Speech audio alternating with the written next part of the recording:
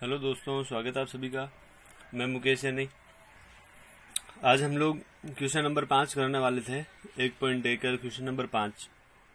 कल हम लोगों ने 4 तक कर लिया था। ये क्वेश्चन तुम्हें भी सॉल्व करने को दिया था।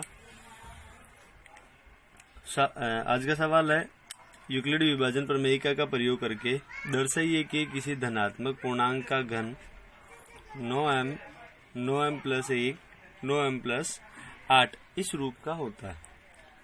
ठीक है, हम लोग यूक्लिड विभाजन प्रमेय से ये सारा सिद्ध करने वाला है। यहाँ लिखा हुआ 9m, इधर लिखा 9m+1, यहाँ लिखा 9m+8। यूक्लिड विभाजन से कंपेयर करने पर b की जगह पर यहाँ 9 हो, यहाँ पर भी 9 और यहाँ पर भी 9 लिखा हुआ मिल रहा है। इसका मतलब b का मान 9 है। अब सपोज अगर हम लोग b का मान 9 लेते हैं, b बराबर अगर 9 लिया जाता है तो r बराबर क्या क्या हो सकता है? 9 से छोटा कोई भी नंबर हो सकता है, मतलब 0 हो सकता है, 1 2 3 4 5 6 7 और 8 यहाँ तक।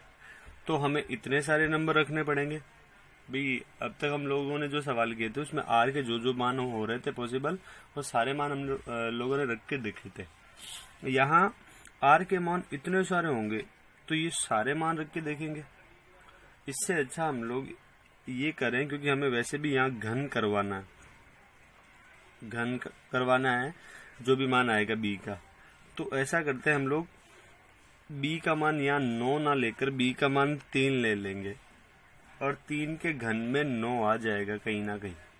जब b का मान 3 लेंगे तो हमारे पास r के मान सिर्फ 0 1 2 ये 3 ही मान पॉसिबल रहेंगे। ठीक है, बाकी यहाँ अगर r का मान 9 लेते तो इतने सारे मान हमें रखकर चेक करना पड़ेगा। इससे अच्छा हम लोग b का मान 3 ले रहे हैं और r बराबर ये मान मिल जाएंगे। तो यहाँ लिखा हम लोगों ने यूक्लिड विभाजन प्रमेय से a बराबर b³ r यही होता है। यहाँ b बराबर 3 है तो r बराबर 0 1 2 ये सारे मान मिल गए। पहले r बराबर 0 रख दो उसमें, फिर r बराबर 1 रख के देखना, r बराबर 2 रख के देखना, और साथ में ये बोला कि पूर्णांक का घन करवाना। इससे पहले वाला जो सवाल था उसमें पूर्णांक का वर्ग करवाना, तो हम लोगों ने स्क्वायर करवाया था दोनों तरफ। यहाँ घन करवाना तो घन करवाएंगे दोनों तरफ। तो उस समीकरण में मैं मान रख रहा हूँ b का और r का, पहले 0 रख रहा हूँ r के लिए। जब b बराबर 3 और r बराबर 0 हो तो उसके लिए a बराबर क्या मिलेगा? 3q + 0। ठीक है, और ये हो जाएगा a बराबर 3q। इतना ही होगा दोनों तरफ घन करवाने पर। नीचे की लाइन में लिख देंगे दोनों तरफ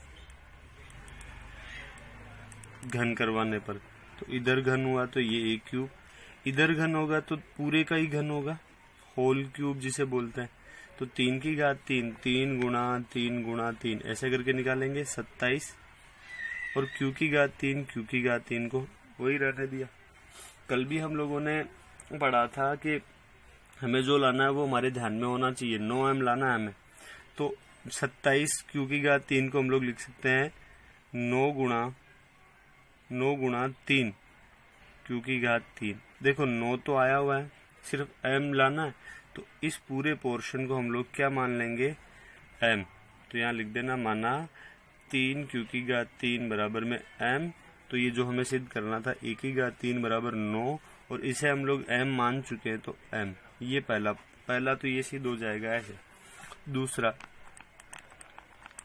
दूसरा है, उसमें b की जगह पर तो 3 ही रहेगा, और इस बार हम लोग 1 रखने वाले हैं r की जगह पर।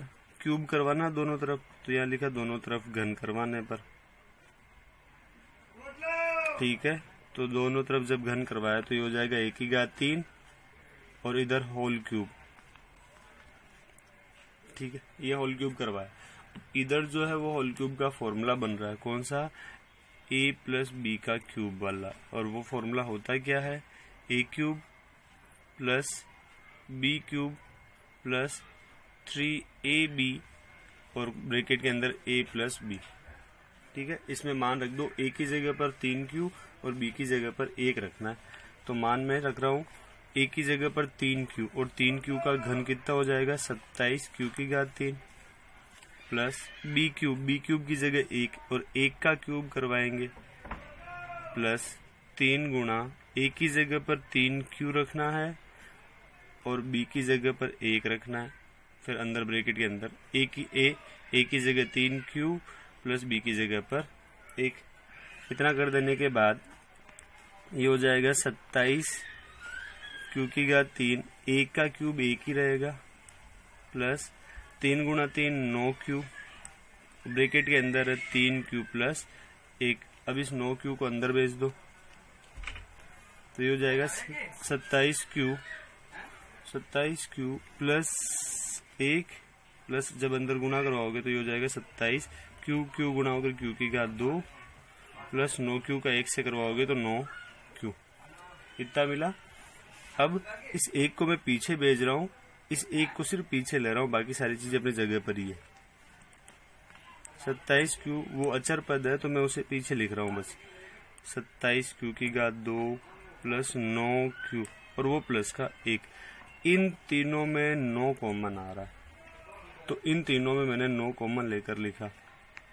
9 गुणा, देखो 9 3 27 q की घात 3, 9 3 27 q की घात 2 प्लस 9 1 9, 1 नहीं लिख रहा हूँ q प्लस वो पीछे का 1। अब जो कंपेयर कर रहा हूँ उस चीज से हमें लाना क्या था ये, और आया हुआ क्या है ये। तो इस चीज को m मान लो, ये जो है तो यहाँ लिख देना माना 3q की घात 3 प्लस 3q की घात 2 प्लस q बराबर में m। तो ये हो जाएगा कि a की घात 3 9, इस चीज को हम लोग m मान चुके हैं, m प्लस वो पीछे वाला 1। तो ये दूसरा वाला भी सिद्ध हो जाएगा, ये पहला हम लोग ऊपर सिद्ध कर चुके हैं।